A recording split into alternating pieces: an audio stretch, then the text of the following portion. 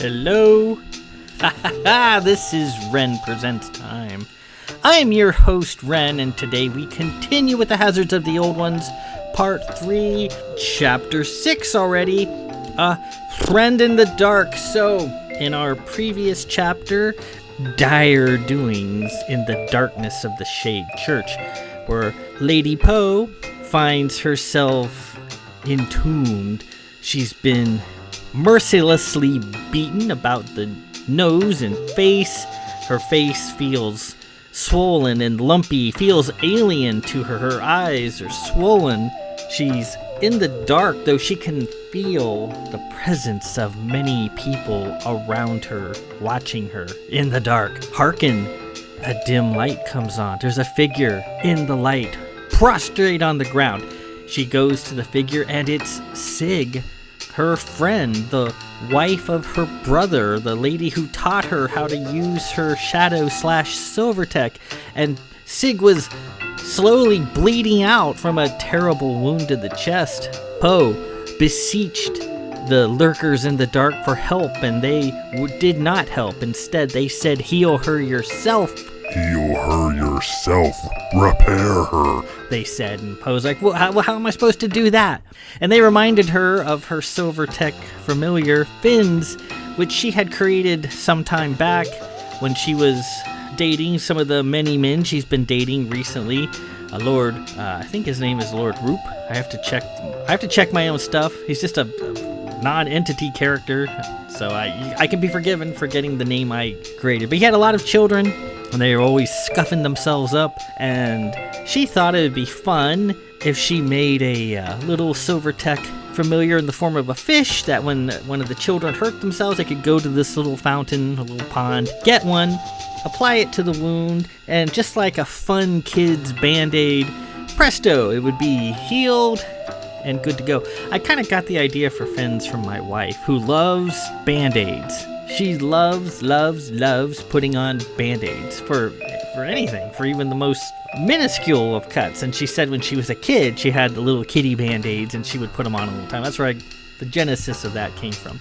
And Lady Poe was suitably appalled. She's like, Fins is for scrapes and small cuts, not a gushing chest wound that's about to exsanguinate the Countess of Blanchefort. And they said, well, repair her or watch her die. So Poe, being a trooper, rolls up her sleeves and starts creating fins. And she hadn't made fins in a while, and silvertech familiars require a lot of practice. They're very complex, but with practice you can get the movements down, and it's all good. It is all good. When she tried and failed several times, but she persisted, and eventually she had a fin sitting in her hand. It's a goofy looking big-eyed goldfish, kind of cartoonish sort of in appearance, this little fish. And Poe places Fins into the depths of Sig's wounds, and the horror of the situation dawns on her as Fins, the happy-looking cartoony fish, is covered instantly in blood. Well, he gives her one final look and disappears into the wound, and that was that. Sig started speaking for a few minutes, said she had discovered a hidden hall deep within Castle Blanchefort that had been sealed off and hadn't been used in who knows how long, decades at least, possibly centuries. Castle Blanchefort's very old, and Sig in her crawling quests through the castle happened upon it, and she wanted to restore the hall and present it to Captain Davidge as a gift and name it Davidge Hall, and she wanted to have a big party. Sig is starting to like blue VIF stuff, parties and invitations and cotillions and luncheons. Much to Captain Davidge's surprise, that the savage black hat that Sig used to be actually likes dressing up and going to parties. Well, she does. A little bit of Lady Hatheline inhabits her soul, and Hath loved those things, so Sig is starting to like them. Wants to throw a big party, and Poe, with tears in her eyes as she believes, or she is watching Sig in her final moments of life, strokes her hair and says, we'll have a huge party and we'll invite thousands of people, and those who don't get to come will be so jealous. And then Sig's eyes closed, and that was that.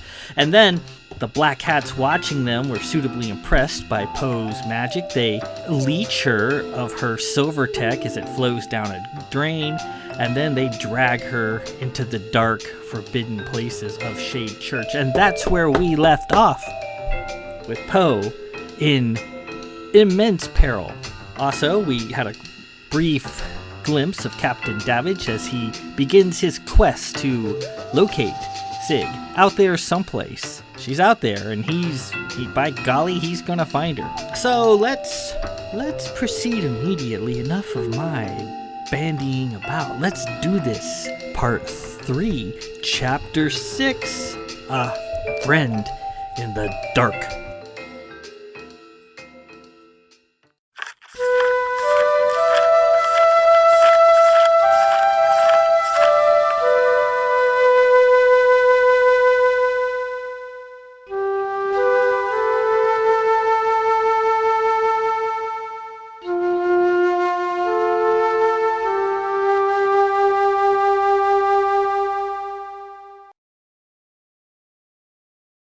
Poe lay there in the dark, shackled. Her gown was shredded. Her silver tech had been forcibly ripped from her. She had no idea how long she had been there. Sig! Where was Sig? She had been pulled from Sig's side. Was she still alive? Carahill, she had called to him, but he hadn't come. When she closed her eyes, she sometimes thought that for a fleeting second she could see his happy silver face. But then she became aware of a roaring, smothering pain coming from her feet. She tried moving them, and the pain that passed over her took her breath away. It was like a straitjacket, the agony unescapable. She moved her feet around, trying to get comfortable. She was wearing a pair of odd shoes, and they felt like they were made of metal. The Dora, Sig had called them, shoes that were meant to create pain, and they did their job well. Confining, studded with blades and torturous ribs and pins, the pain they created was entirely overwhelming. The pain was mounting with every second. She tried to take them off, but they didn't budge. The pain, how could anyone wear these terrible things?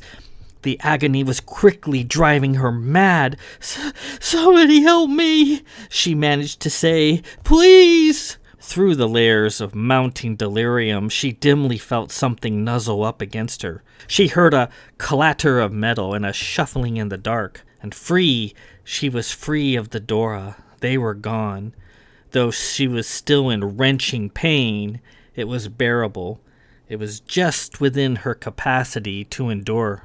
Slumping in her chains, arms shackled together, she managed a fitful bout of sleep. The hand of pain was with her in her dreams. She dreamed of her home, lit up in sunlight, all her family around her. Sometime later, she was jerked from sleep. A pair of unseen hands unshackled her and dragged her in some unknown direction. Stand up, a cruel female voice growled. She tried to stand. She put her foot down and felt a bomb blast of pain surge up through her leg. Crying, Poe cringed in agony. I can't, she wept. With a grunt of disgust, something grabbed her ankles and felt around her feet. The wrenching, soul-bursting agony that hovered over her as they did so was nothing short of indescribable. How did you remove the Dora? Poe craned her neck in pain. I didn't. A crabby female hand cuffed her across the mouth, drawing blood. Liar! No matter. You come with us. And slowly, painfully, Poe tried to stand on her shredded bare feet again and quickly hit her head. She had to stoop. The room or passage or whatever she was in was no more than 4.5 feet high. Claustrophobia set in and Poe felt like panicking. Roughly, she was pushed forward. Where am I going? The pit. What? Why? You are going to fight.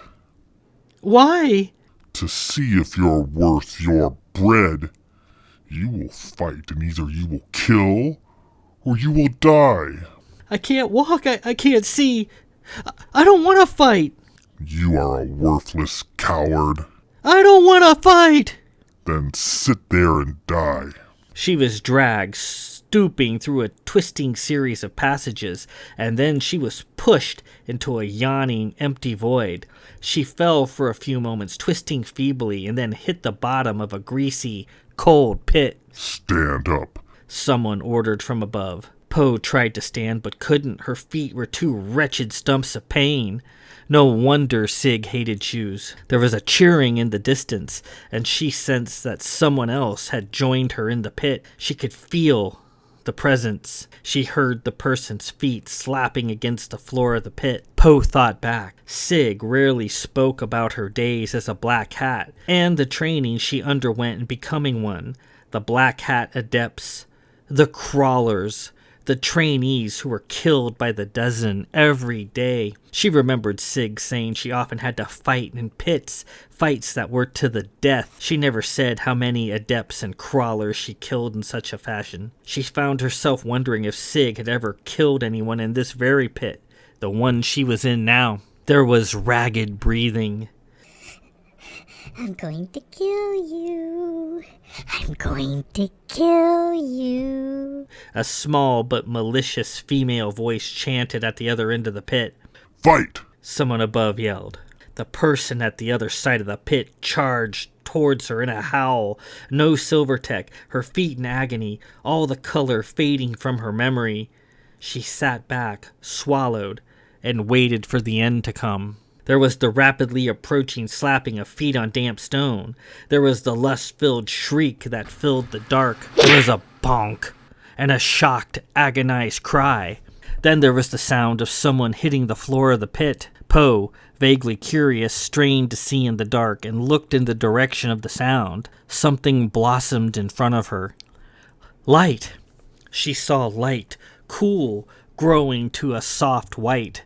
She began to make out the outline of an earthen pit, the walls rising up about 12 feet. Lying on the floor of the pit about 20 feet away was the body of a ragged female. She wasn't moving. Next to her was a large glowing book.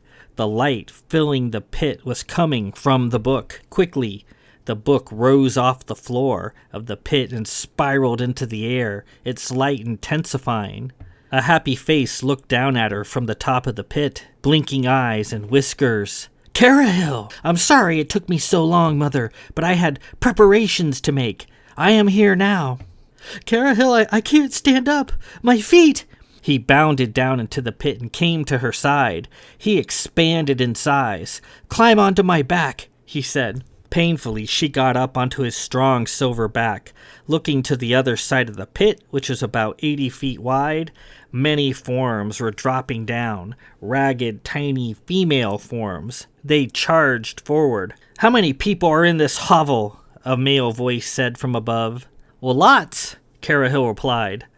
"Lots? Lots? I think you forgot to mention that." A loud din of shooting mixed with enraged shouts erupted above. There was the throaty report of a large gun of some sort, mixed in with the free sound of an energy weapon. She saw the lances of red energy threading out. There was a panic cascade of screaming and shouting. Johnny, look there, to your left." "Ha ha, roll him up, Peter, and shoot to kill next time later." "Tori, what happened to our cloak?"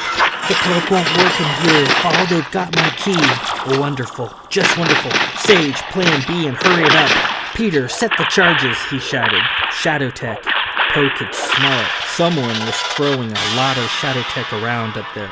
A shadow tech serpent, huge and grinning with anticipation, fell down into the pit. Instead of attacking them, it slithered away. Poe winced. In a moment, the snake had a struggling form by the head and was quickly devouring it whole. She turned away, unable to watch any further. Someone jumped down to the pit next to Carahil. Someone with a huge black gun. It was a lady. A tall one. A little silver bird sat on her shoulder, glowing like a candle flame. It looked like a tweeter. Lieutenant Kylos? Poe asked. She looked up and smiled. Lady Poe, good to see ya. Kai leveled her gun and popped off several thundering shots. People in the distance fell. Lieutenant, what are you doing here? Long story, she said, hopping onto Carahill's rear end and dropping a few more figures in the dark with her huge marine gun. Lieutenant, Carahill, Poe cried. Sig's around here somewhere and she's badly hurt. We've got to locate her. Sig's here? Kai asked, shocked. There was a massive crack from above, like the sound of a huge, flesh-tearing whip. Carahill loped out of the pit.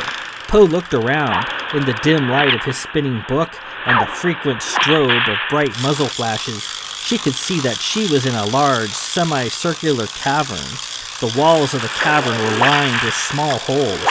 Ragged, dirty females were pouring out of the holes. The floor of the cavern was pocked and rolling with hummocks and pits. People were climbing up out of the pits in force. Standing nearby in a mass were 4 people, 3 men and a woman, all dressed in long black coats. One of the men, wearing a triangle hat, had a massive whip and a small but loud pistol. Another man, a shorter one, was moving about, firing energy weapons with both hands, and the third was on his knees, setting up some sort of device. There were black Shadowtech snake creatures moving about, attacking the ragged adepts, killing them, eating them head first. The woman, apparently, was a black cat who was on their side. She was creating the snakes with slugs of Shadowtech from her hands. "Peter!" the man with the whip yelled. "Are you ready?" Crack came the whip. Heads were lopped off, bodies falling in the distance as the whip stretched out to an impossibly long length. Whee! Came more blasts from the energy weapons. "Nearly," Peter said. "How long?" roared the tall, blonde-headed man with the hat. With his huge whip, he was taking off heads at a stroke, each with a life-ending crack. More and more adepts poured from the walls. The tall man put his whip away and got out a small black stick. Moving the stick around, the tip began to glow, tracing a blue, shining pattern in the air. The pattern became solid and then shot forward like a laser beam, slicing and chopping everything it passed. It bisected a Shadowtech snake, which then grew back and began attacking in twain. Several black hats wafted into the far end of the cavern with a blast of brimstone. Holgismen, the growling and naked personal guards of the black hats, streamed out of the holes in the walls. They bounded down to the floor. They were rallying. The black hat masters were unprepared to be attacked in their own backyard, but now they were rallying. Shadowtech snakes slammed into the mass of Holgismen, attacking them, coiling them up, squeezing the life out of them. They then devoured their flesh. Some of the black hats through Shadowtech of their own, huge black spiders and black-winged reptiles. Snakes, spiders, and reptiles met and locked up in the terrifying dance, the snakes coiling and devouring some, the spiders putting their fangs into others, wrapping them up with their legs. The reptiles swooped and darted about, carrying some snakes away in their claws. A snake was in the process of eating one of the reptiles. A raging group of Holgismen approached, oblivious to the shots and energy blasts raking their ranks. Carahill's book landed heavily on the cavern floor before them, cracking the ground beneath it. It opened, grew huge, and the whole lot of Holgismen were sucked off their feet. They tumbled across the floor and disappeared into the book's open face, as if eaten by it. The book closed and then quickly reopened. Kittens, rabbits, and little birds all flew out and jumped about. The snake-casting black cat got into a sparking, clashing sten duel with one of the attacking black hats, their invisible fields banging into each other in midair. The man named Peter took a few steps forward and aimed some sort of small device towards the rock ceiling high overhead. A reptile swooped down from above, Peter standing helpless in its sights. The tall man took several shots at it with his pistol, but it didn't seem phased. "Peter!" the man yelled. "I am nearly finished. Peter, forget it and jump aside." In a moment, the Shadowtech reptile would have Peter in its claws. Carahill, open-jawed, head and neck stretching, plucked the Shadowtech reptile out of the air with a bone-splintering crunch, shook it and sent it spiraling and broken back into the Black Hat's ranks. Peter loosed a shot of some sort towards the cavern ceiling. The tall man with the stick traced out another blue line, sent it flying, killing many Hulgusmen, but being foiled by the Black Hat's sten. The surviving Hulgusmen bounded on them in a fury. Kai, setting her SK to full auto, mowed them down in a strobe light of destruction. "Peter!" the tall man roared. "Light it off! The charge is set, but we need to take cover first, Duke. Peter, blow it! Blow it now!" Peter pressed a button and there was a huge explosion from above. A large hole opened, admitting turbid, cloudy daylight into the chaotic cavern. Jagged bits of cracked stone came down. The Black Hat standing with the men created a Shadowtech shield, chunks of rock bouncing off. Carahil arched his neck back and protected Lady Poe and Kai from the falling rock. The attacking Black Hats followed suit. Many of the Hulgusmen and the crawlers filling the dome floor were crushed by falling stone. A winged ship, black as coal, hovered there. "Everybody on my back!" Carahil shouted, shrinking a little. The men and lady climbed on, and Carahil took flight, the passengers still firing at the masses below. "Wait!" Poe cried. "What about Sig?" A blast of Shadowtech came up from below. "Hold on!" Carahil roared and twisted away from the blast in a gut-wrenching turn. In a moment, he was up and through the hole. The cargo door on the winged ship opened, and Carahil flew in. The Duke jumped off Carahil's back. "Sage!" he yelled. "Get moving!" Sage of Ruthven, sitting in the cockpit, banked the ship and they headed east as gouts of Shadowtech shot upwards. The Duke took over the controls and hit the thrusters. The sky was blackening with Shadowtech. The Goshawk shook with turbulence. "Sig!" Poe screamed on her knees. "What about Sig? We can't leave without Sig." Tori Jane's normally cheerful face darkened. "Sure we can," she said under her breath. The ship lurched, the Duke just managing to bank away from a Shadowtech lance. All right, I think we're clear. Tori, can you cloak us?" No, Fall, they know who I am. They know my key." At altitude, the ship leveled. 3 minutes until we link up. Poe was sick with worry. "Sig! We can't leave without Sig. Even if she's dead, she needs to be buried on Dead Hill where we can mourn her as a Blanchefort." Carahil moved to a larger area of the cargo hold. "Mother, Madame Tori Jane, Kai, please look away or close your eyes for a moment." "What for?" Kai asked. "If you will humor me, please." They looked away. There was an odd, wet bletch sound. There, lying in front of Carahil, was a slightly slimy Sig, her ruined brown Blanchefort gown a slick cocoon around her. Her red hair was a sticky paste stuck to her head. "I would not allow us to leave without my countess either, Mother, though I had to improvise a place to put her." Poe clambered to her side. "Sig! Is she alive, Carahil? Can you help her? Please help her. She's terribly wounded." Carahil smiled. "You're mistaken, Mother. She's not wounded. She's just fine." What?" "She's fine. That quaint little goldfish you put in her. Fins! Patched her right up." "Fins? Fins healed her?" "He did." "Really, Mother, you should have more faith in your creations. After all, look at me. You made me very well, and you made Fins well, too. He knows everything Inez the Samaritan knows, after all, and he did his job. He saved the Countess of Blanchefort, and her son, too, though the Black Hats sought to expel him." What happened?" "I interrupted them. All she needs now is rest and possibly a few hearty meals to get her strength up. She will, however, be rather sore for a while." Tori Jane walked up to Sig and took a good hard look. "So, this is Sigillus of Metatron, is it? A redhead. It figures. Yeah, I've been waiting to kill her for years." Kai clapped Tori on the shoulder. "That was in another life, Tori. She's a good friend and the loving wife of my best friend. She's not what she was, just like you. She's not a Black Hat anymore. You'll see." Tori looked at the floor and turned. Yeah, we'll see. Johnny spoke up. Well, Tori, if there's gonna be a fight, my money's on the new one here. Oh, will you shut up, Johnny? Poe and Kai cleaned Sig off. Oh, yuck, she said. Carahill, why didn't you just stick her in that book of yours like you did the Helgesman? Would have been a lot less slimy. Well, I couldn't put her in my book. Her Silvertech messes it up. I'm still working on that problem. So it was down the hatch with her. Kai, mindful of the slime, listened for her breath. It was thin and shallow, but it was there, and it was steady. Well, it sounds good. She's okay. Lady Poe, she's okay. Poe wiped a few tears away. Oh, thank creation. She was overwhelmed for a moment. Her little Silvertech familiar saved Sig's life, after all.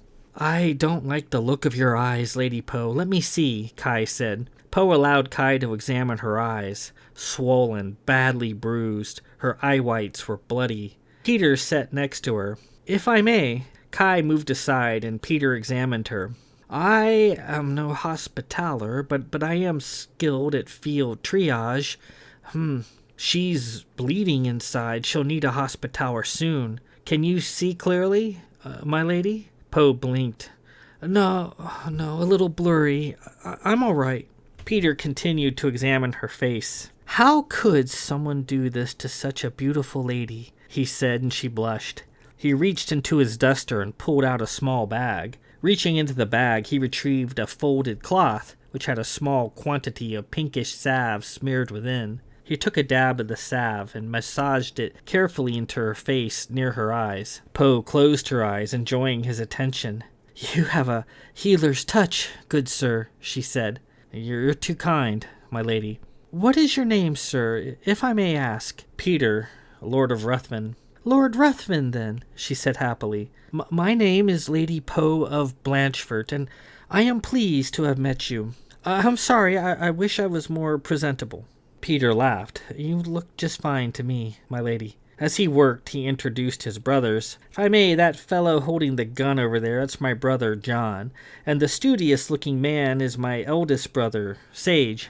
Sage tipped his hat, and Poe gave a small, smiling nod. Peter continued. The elegant lady over there is Madame Tori Jane of Wham. Formerly of Wham, she corrected, looking at Poe with a smile. Yeah, formerly of Wham, Peter added. And last but not least, the noble fellow flying the ship is my Lord Falsworth, the Duke of Olin. Poe gasped. Oh my, the great Duke of Esther. I am honored and pleased to be in your presence. I wish to offer my thanks for your timely arrival, and certainly my brother, the Lord of Blanchefort, shall be willing to offer you a fitting recompense for... Tori sat down next to her. We're not taking your money, Lady Poe. Kai said that you are a fine lady, and I can see that. I feel I like you already. So I told you you'd like her, Kai said, remagging her SK. Tori clapped her on the shoulder and examined her face. She whistled. That is a whale of a shadow mark you have there. Poe felt a little shy and lifted her hand to cover it. Her shadow mark was clearly a great deal larger than either Sig's or Tori's. Well, no need to feel bashful or anything, Tori said, smiling. I've no idea what a big shadow mark means, but obviously you know what you're doing with shadow tech. I'm told you made that guy Carahill in a fountain. Is that true? Yes, Poe said. Yes, it is. Tori smiled and shook her head. Peter stopped rubbing her face.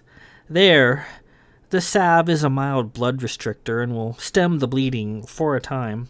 Carahill looked at Peter's work and seemed to approve. His book appeared and he scratched a few things in. It vanished. Well, thank you, my lord, Poe said, touching his shoulder. I feel much better. Please, Lady Poe, call me Peter. Poe smiled. Peter, then. Thank you, sir. Could you please look at Sig also? I am much better now. Peter slid over to Sig and took a look. Poe scooted in next to him. What is this gelatinous material? He asked, noting the slime covering Sig. Carahill blushed a little.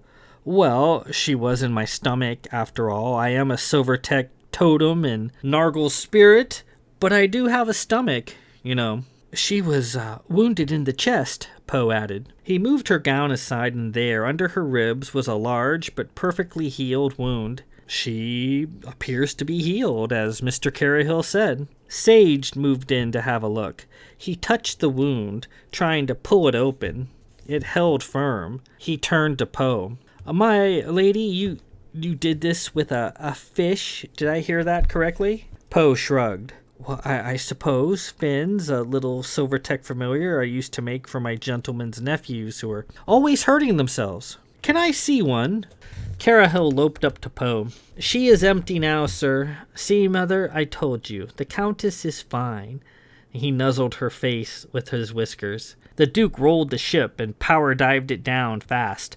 Boys, let's make this quick. 30 seconds and we'll be on the ground. Screaming down to the surface, the goshawk broke the unsettled clouds, and there, parked on the undulating rolling ground, were 3 black ships, slightly smaller versions of the ones they were in. The Duke hit the landers and the ship jerked up as the skids hit the ground. Let's go! Hurry up! The Ruthvens hopped out and headed to their ships. Overhead, the sky was turbid and angry. Peter stood. Your pardon, Lady Poe, I must to my ship. Oh, yes, sir, thank you. And Peter, please be careful. I will, ma'am. Poe watched him as he ran to his vessel. John of Ruthven turned to Kai. You want to come with me, Kai? I've got room for 2. She smiled. No, Johnny, thanks. I want to stay here with Poe and Sig. Watch it out there, okay? I will. He tipped his hat and mounted his ship. A few moments later, all 4 ships were blasting skyward. In the cockpit, the Duke was busy hitting switches. Tori dear, please set a mode 4, will you please? Mode 4, she repeated. Okay. Why are we doing this? Mode 4 will ease our transit from atmosphere to low orbit. Ah! The Duke looked at his screens and gasped. We are in deep, deep trouble. Carahill, I thought you said this was going to be easy. Well, it was easy. I thought it's been easy so far. Tori, are you sure you can't cloak us? No, I'm sorry, Fall. They got it knocked. They have my key. I can't paint a cloak if they know my key. The sensor was rapidly filling with incoming blips. Then we're going to have to run for it. Everybody, strap in. Tori looked crestfallen and touched the Duke's shoulder. I'm sorry, Fall. It's my fault for getting us into this, for listening to that silver trouser toucher back there. Actually, Carahill said from the back, I've never touched a pair of trousers in my life. But don't worry, I'm certain that you, Sir Duke, with your fine illegal vessels here, is more than up to the job. The Duke, holding his controls, looked back. I keep hearing how you're supposed to be this mighty silver force of good, and I've not seen much out of you up to this point, aside from the slightly disgusting rescue of the Countess of Blanchefort. Oh, she's disgusting, all right, Tori said.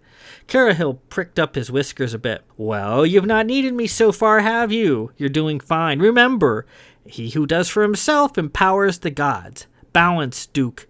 Balance. That's the key. Well, then why have gods? Tori Jane asked, buckling her seatbelt. Carahill opened his mouth to answer, but found he didn't have a good, witty reply. He closed his mouth and stayed quiet. Kai looked out the window. Outside, pursuing, was a dark cloud of black ships following them at the edge of night, more than she could count. And with that, we conclude the exciting Part 3, Chapter 6, A Friend in the Dark. So we see the epic rescue of Lady Poe. The epic rescue of Lady Poe from the darkness of Shade Church, where the Black Hats and all their meanness and nastiness were going to have gentle Lady Poe fight to the death with some filthy crawler, which Poe is pretty stubborn. She's not going to do anything she doesn't want to do. Even if it costs her life, she'll die with a clear conscience. She wasn't going to raise a finger to fight anybody. That's just not who she is. Fortunately, Carahill, using his silver book, brained the attacking crawler in the head and knocked her cuckoo. And then Poe was rescued in a swirl of gunfire and shadow tech ships and creations just clashing back and forth. I just love that fight. I think it turned out well. It took me a long time to write it. I think it was satisfying in the end, but that's just me. The Duke and the rest escape, and the Duke asks Tori to cloak them, which is Tori is very adept at doing. However, the Black Hats know her key, and the Black Hat's key is basically the pattern of her shadow mark. And if you know the Black Hat's key, you can deactivate a lot of their creations, and cloaks are one of them. So since they know who Tori Jane of Wham is, she was one of their ranks, a well-known member of their rank. They have her key, so she can't turn on a cloak without the Black Hats just ripping it right back down again. So they're out in the open. They're being chased by innumerable Black Hat vessels. It is on when we will find out what happens next week. Part 3, Chapter 7, An Alleged Pirate. So that was fun. I'm pumped. I'm going to go get me a plate of chips and a Pop-a-Doodle, and I'm going to drink it down and have a nice, refreshing, stomach-clearing belch, and then I'm going to hit the hay. Until next week, this is Ren Presents. I am your host, Ren. Peace out.